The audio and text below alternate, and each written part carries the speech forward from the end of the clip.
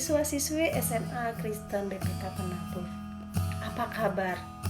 Ya, Ibu harap siswa-siswi sekalian dalam keadaan sehat, kuat, semangat, dan selalu dipenuhi dengan sukacita dari Tuhan. Perkenalkan, nama Ibu adalah Ibu Christine, guru pendidikan agama Kristen di SMA Kristen Penabur Kota Wisata. Ya, kali ini kita akan belajar tentang PKBN 2K dengan tema kepedulian dengan indikator menghibur orang lain. Yuk kita belajar bersama. Putih abu-abu. Ya, putih abu-abu merupakan julukan bagi para remaja yang saat ini menduduki bangku SMA seperti kalian. Masa remaja seringkali dianggap sebagai masa-masa yang paling indah.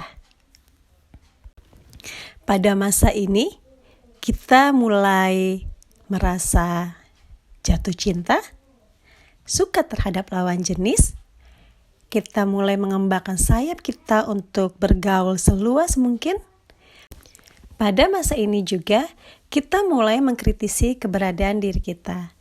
Keberadaan kita di antara keluarga kita, keberadaan kita di antara teman-teman maupun lingkungan sekolah kita. Putih abu-abu atau masa remaja sebagai masa yang paling indah tidak harus dipahami bahwa masa ini adalah masa di mana semua keinginan kita bisa dipenuhi sehingga membuat kita selalu merasa bahagia. Terdapat beberapa persoalan yang seringkali dihadapi oleh remaja seperti kalian.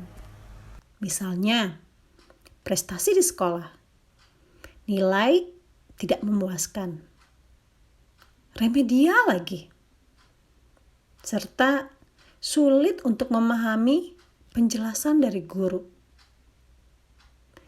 Belum lagi dari teman-teman sebaya. Mengalami perlakuan yang tidak menyenangkan, bullying, difitnah, dimusuhi, dan sebagainya. Masalah keluarga, terkadang orang tua begitu otoriter. Atau kita tumbuh menjadi remaja yang berasal dari orang tua broken home. Orang tua kita overprotective, atau seperti saat ini, pandemik sangat membawa pengaruh bagi perekonomian keluarga. Sehingga keluargaku bangkrut. Belum lagi persoalan remaja seperti kalian saat ini berkaitan dengan hubungan dengan sesama teman. Putus cinta, sahabat atau teman pindah, atau lebih memilih untuk berteman dengan sahabat yang baru. Belum lagi cinta yang tidak terbalas. Banyak sekali persoalan yang dihadapi oleh remaja. Sekarang kita mau ke mall penuh dengan protokol, penuh dengan ketakutan. Kita yang biasanya nongkrong di tempat-tempat tertentu serba dibatasi. Hidup menjadi tidak bebas. Kita menjadi semakin sulit untuk bisa mengeksplorasi diri. Pada umumnya ketika kita mengalami masa-masa sulit, kita membutuhkan teman atau sahabat yang dapat menghibur dan mendampingi kita. Kehadiran teman atau sahabat menjadi sangat berarti ketika kita sedang berada pada titik paling rendah, rapuh dan lemah.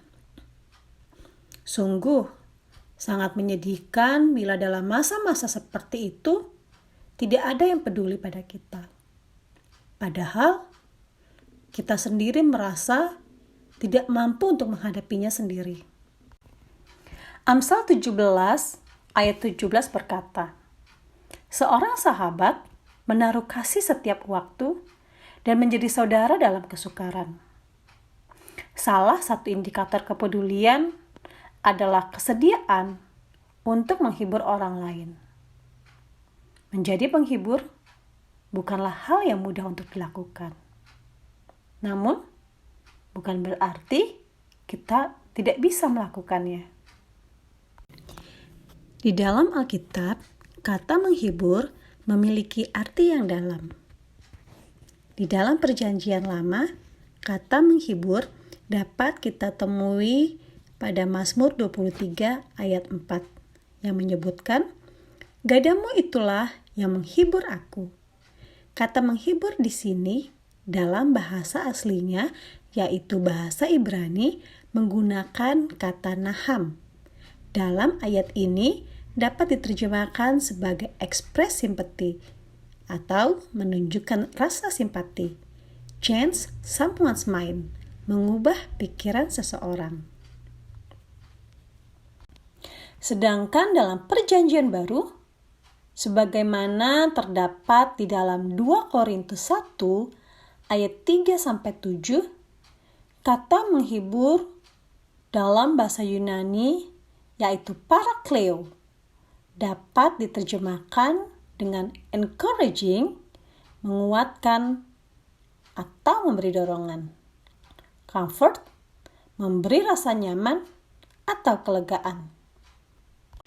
Orang yang menghibur disebut sebagai penghibur. Dalam Yohanes 14 ayat 15-31, Yesus menjanjikan penghibur kepada para murid dikala ia akan pergi meninggalkan mereka. Hal ini bertujuan agar para murid tidak larut dalam kesedihan dan kesepian karena ditinggal oleh Yesus. Penghibur yang dimaksud di sini adalah Roh Kudus, yang di dalam bahasa Yunani disebut Parakletos. Peran Roh Kudus sendiri adalah pembela, penolong, penghibur, penasehat. Dengan demikian, tanpa Roh Kudus dalam hidup orang percaya, maka hidup kita hampa dan tak berguna. Dengan demikian, oleh pekerjaan penghibur, yaitu Roh Kudus, kita orang percaya memiliki daya guna dan dapat menjadi anak-anak Tuhan yang kuat. Bahkan ketika kita sedang mengalami berbagai persoalan hidup. Ketika Parakletos tinggal di dalam diri kita, maka sesungguhnya Parakletos tidak hanya bekerja untuk diri kita sendiri, melainkan juga untuk orang lain. Nah, disinilah peran kita sebagai anak-anak Tuhan. Melalui penghibur yang ada di dalam diri kita, maka kita diberi kuasa, kekuatan, serta kesanggupan untuk dapat menghibur sesama kita yang sedang di dalam persoalan. Adakah di antara kalian yang masih memiliki keraguan? Mampukah saya menghibur sesama saya? Jika ya, maka latihlah kepekaan kita terhadap sekeliling kita. Lihatlah teman-teman kita, lihatlah orang tua kita, dan lihatlah sesama kita yang juga mungkin tidak kita kenal. 2. Izinkan hati kita tergerak untuk merasa apa yang mereka rasakan. Dengan demikian, kita akan berpikir dan melangkah untuk melakukan sesuatu agar dapat menghibur mereka. 3. Jangan menduga-duga bahwa sesama kita sudah punya seseorang atau orang lain yang bisa membantunya. Bisa saja mereka tidak punya siapa-siapa, sekalipun mereka terlihat bahagia. Inilah yang sebenarnya terjadi pada remaja yang sering mengambil jalan pintas ketika menghadapi persoalan. Bagaimana kita bisa menghibur sesama kita? Tindakan menghibur orang lain yang paling sederhana yang dapat dilakukan oleh seorang remaja adalah 1. Menepuk pundak teman yang sedang gelisah. 2. Menggenggam tangan mereka yang sedang bersedih. 3. Kita bahkan bisa dengan duduk bersama teman kita yang sedang murung, tanpa memaksanya untuk menceritakan masalah yang sedang dihadapi. Dan yang paling penting adalah, jika ia mau menceritakannya, kita harus menjaga kerahasiaan tersebut. Dengan menghibur, kita telah membangkitkan semangat seseorang. Kita telah memberikan keyakinan padanya bahwa ia berharga dan masih ada kesempatan-kesempatan baik yang akan ia peroleh di kehidupan selanjutnya. Dan yang terpenting, dengan menghibur, maka kita telah menyelamatkan kehidupan mereka. Nah, rekan-rekan, bagaimana? Ibu berharap kalian sudah bisa memahami betapa pentingnya peduli terhadap sesama, serta betapa pentingnya kehadiran kita yang mau menghibur sesama kita yang sedang mengalami persoalan. Ingat, Tuhan terlebih dahulu menghadirkan penghibur dalam diri kita untuk kita mampu menghibur sesama kita. Jadilah berkat. Tuhan memberkati.